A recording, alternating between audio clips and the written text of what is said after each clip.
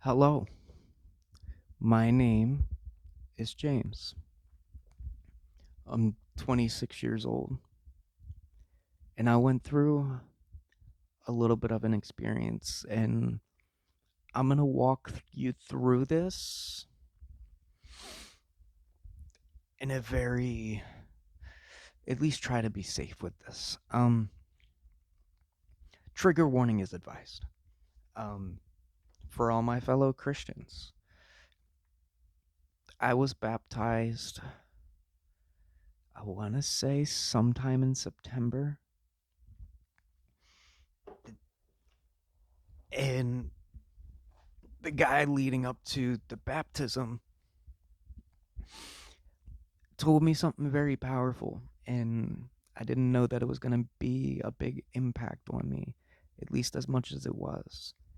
And he prepped me for a month straight, telling me that I was going to be spiritually attacked. And so he put this narrative inside my mind that, okay, I have to get through this attack in order to be with God. And so I'm going to walk you through some of the problems that I was dealing with, and maybe you've dealt with them. So, first of all, I was living in sin. Living in sin. I had the belief system, the fundamental belief system, the very bare minimum. I believed that Jesus existed. And this is like January, February. And I almost felt like I was believing for because I knew it was right, but not because I feel that it was right.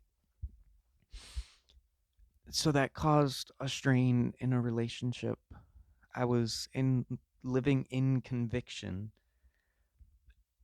every single day, stronghold to the prisons of my mind, chained and bound to various addictions. And one of the addictions was writing spells. And it got very deep, very dark, very quick. And some of the things that they were telling me to do, um they, they created a a demonic entity that was tempting me.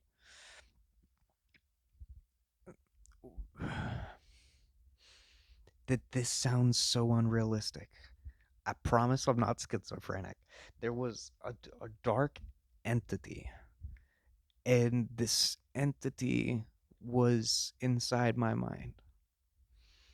And no matter what, I something just told me spend time writing.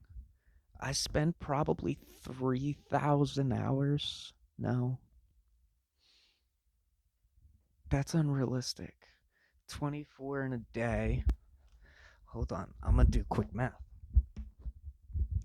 It took me like 4 months to write. Um, and I was writing at least 6 hours at a time. So let's do six. And I recorded wrote for 6 months straight. So it would be six times 30, and then times that by another six. I spent roughly a thousand hours, wrote 50 to 80 songs, and 37 of them are locked somewhere safe. And then the rest of them are out and about. Throughout my whole experience, I wanted to document everything that I was seeing, everything that I was doing, so I can remember, so I can share it with other people. Anyways, it got to the point where suicidal and homicidal tendencies were highly present. But God was holding my hands the whole time. God was holding my hands. Ooh. Um, he was holding my hands, guiding me through all my experience. And I can say pride and lust were a sin that were highly focused.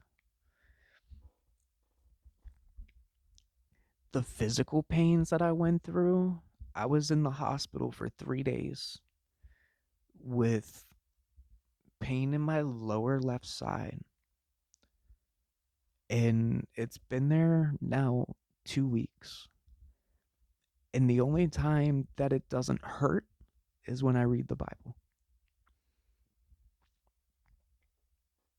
That's how powerful it is. Because at some point I couldn't stomach his words, and now I can't even stomach my own words. Anyways, leading up to the final moment, the transition.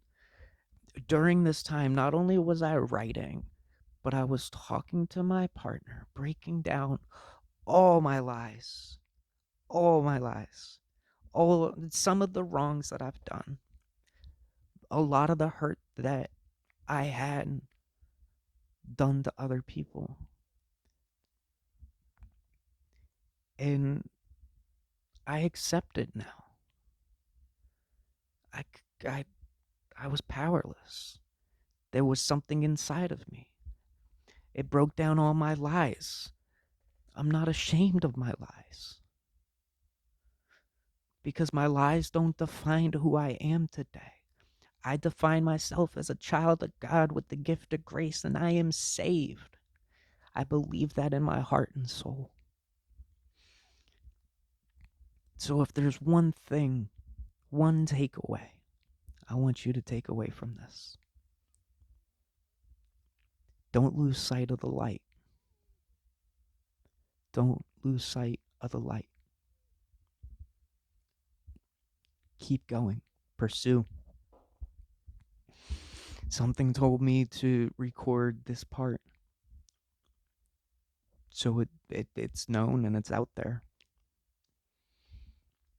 So, if you made it this far, let me know your most powerful Bible verse that comes to your mind.